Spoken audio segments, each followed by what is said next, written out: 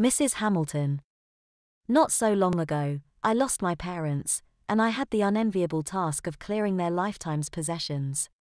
In a box, I discovered some old school reports of mine. Among the papers and a dreadful school photo was a letter, written by my old junior school headmistress.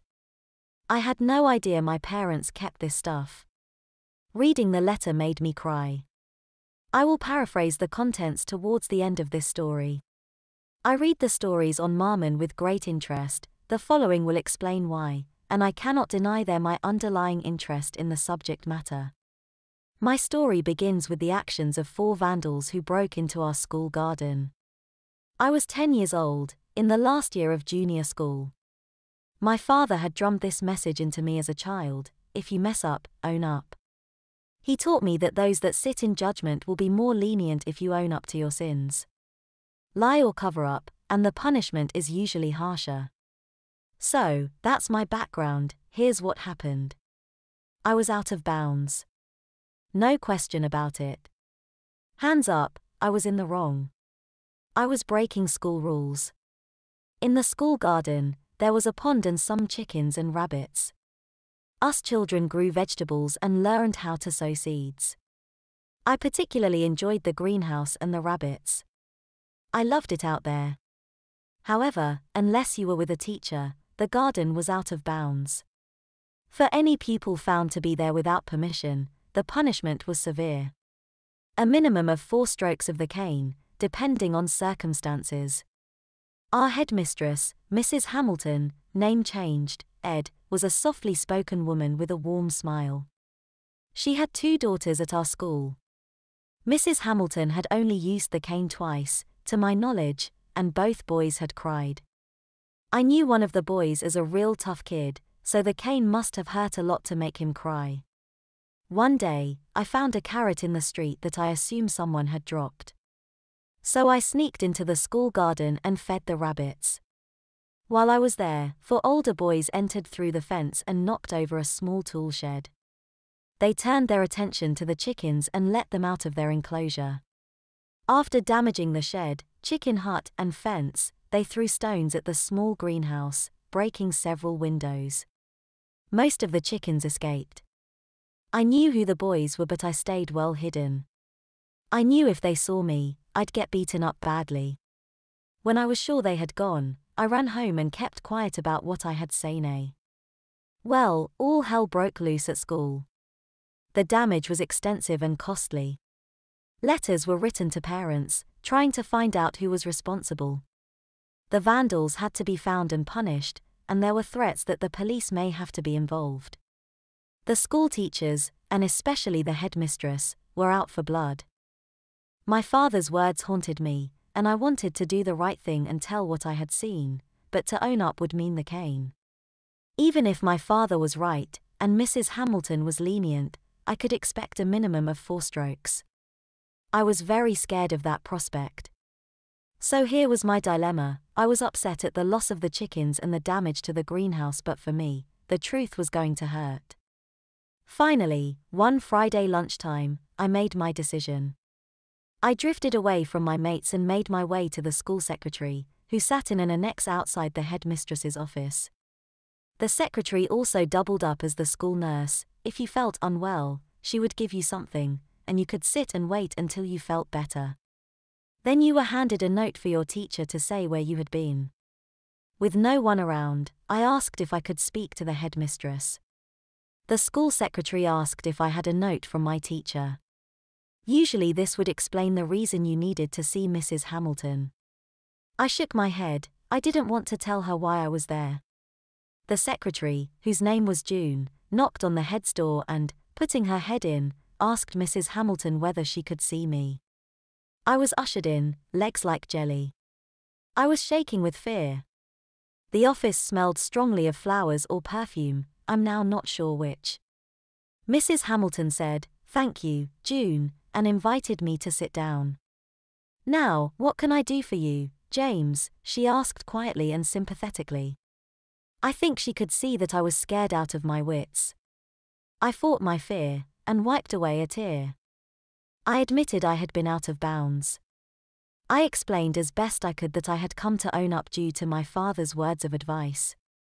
I told Mrs. Hamilton I had seen the vandals.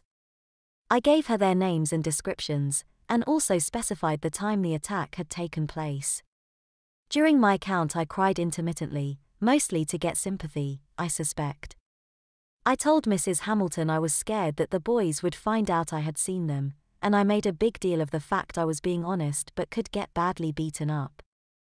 I wiped more tears away, apologized for feeding the rabbits and tried to look as feeble as possible. Then I asked the million-dollar question, "Are you going to cane me, miss?" Mrs. Hamilton had listened carefully to my story, and now she stood up without speaking to me. My eyes followed her, waiting for the first sign of the dreaded cane. Instead, she went to the office door and opened it. I heard her say, "June, I am not to be disturbed under any circumstances until further notice. Please write a note for James to take to his form teacher, that he has been here with us in the sick bay." Mrs. Hamilton closed the door.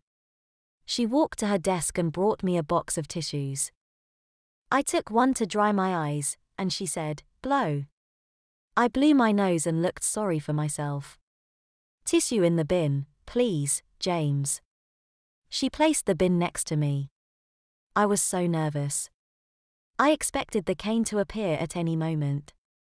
Then my headmistress picked up the telephone, and I listened as she repeated my story to the headmaster of the senior school. The conversation didn't last long. Mrs. Hamilton then shuffled some papers and things on her desk before standing and coming back to look at me. Mrs. Hamilton sat in front of me. I am sure she could see how frightened I was. "I appreciate the fact that you have come forward, James," she began. "It was very brave of you. I assure you absolutely no one knows that you gave me the vandals' names. The headmaster is calling their parents now, and the police are going to be informed. They will almost certainly be expelled from the school." There was a pause. "Then, I now have to decide what to do with you." The pit of my stomach churned. Here it came, my sentencing.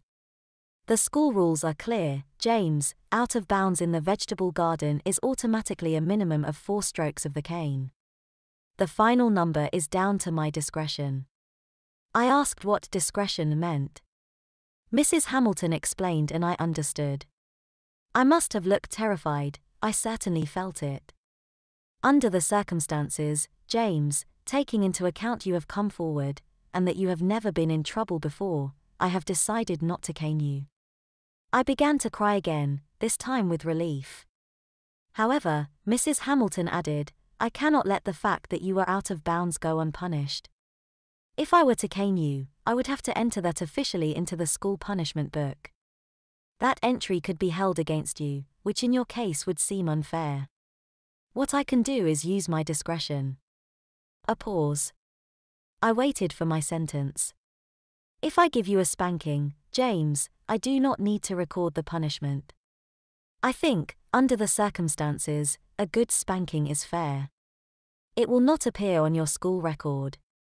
I will, I'm afraid, have to write a note to your parents explaining my actions.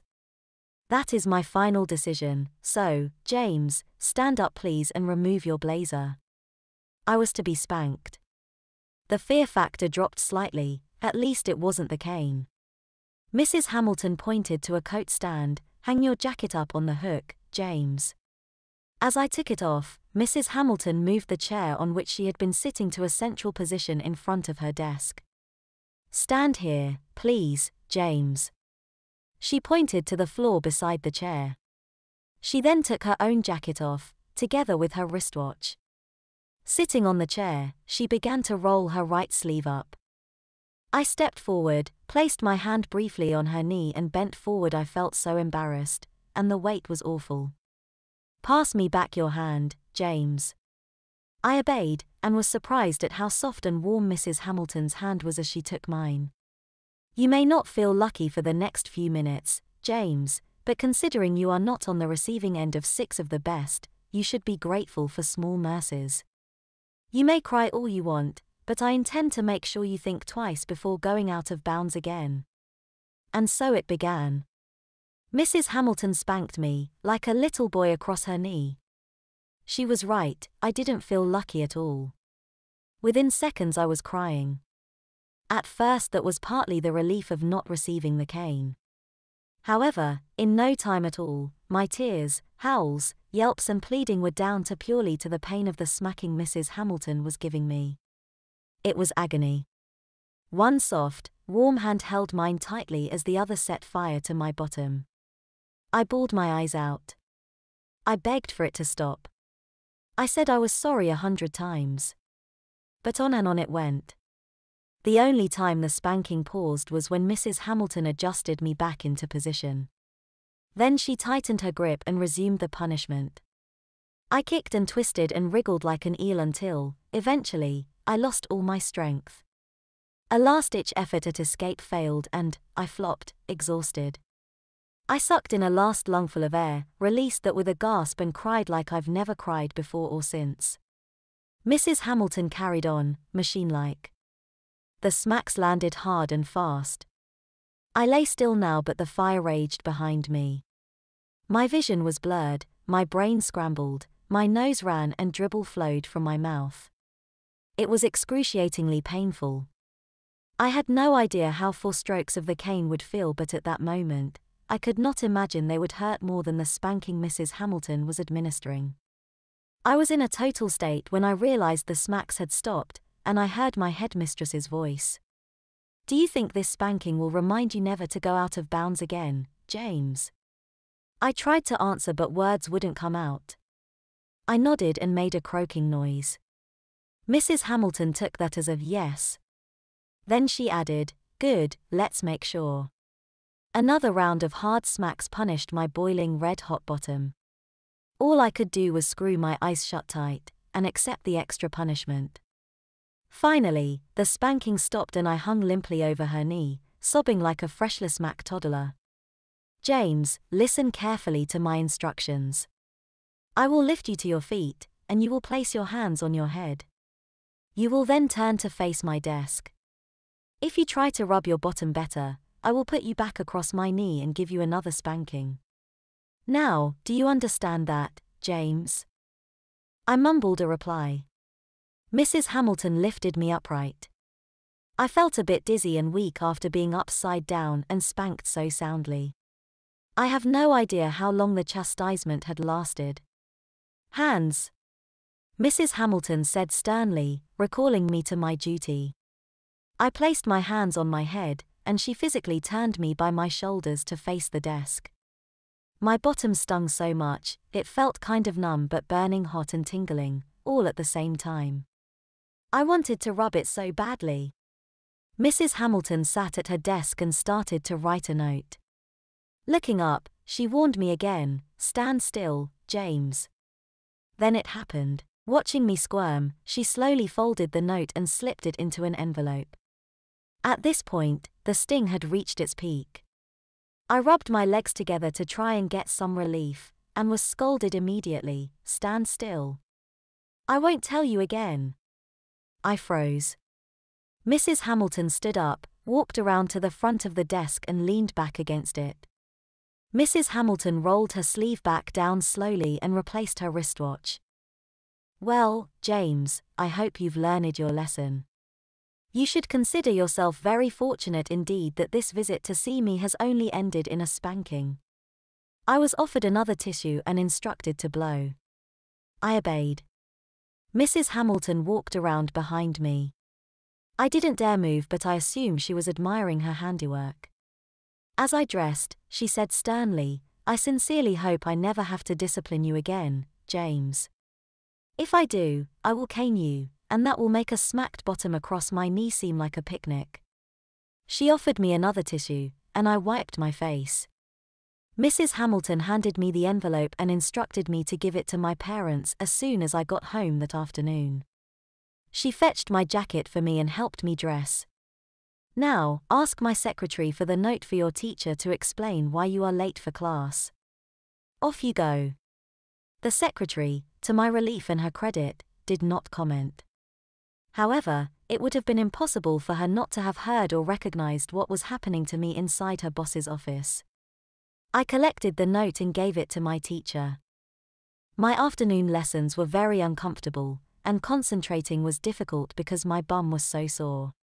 My parents read the note Mrs. Hamilton had written. They praised me for being brave and coming forward, and they made no mention of my punishment for being out of bounds. Now to the contents of the letter, which I found all those years later. Mrs. Hamilton explained that I had voluntarily come forward, due, she noted, to my dad's excellent advice.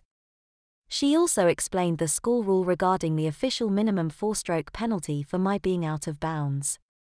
Mrs. Hamilton went on to say she had reduced my punishment to a spanking because she could see that caning me would serve no useful purpose. In other words, she could see I was shit scared.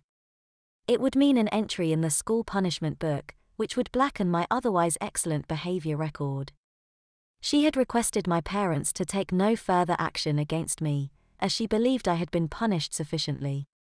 Interestingly, Mrs. Hamilton said that I had taken my spanking bravely. I'm not sure I would agree. I blubbed like a baby from the first to the last smack. And with good reason, in my opinion, that woman spanked me soundly.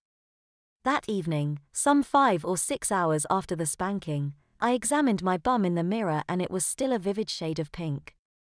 She also commended my parents on their teaching that I should own up and face consequences. Well, I had sobbed on that day I got my bottom thoroughly smacked.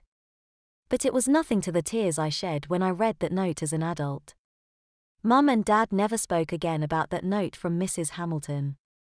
On the odd occasion that our paths crossed at school, she would always acknowledge me with a good morning or say, "Hello, James, how are you?"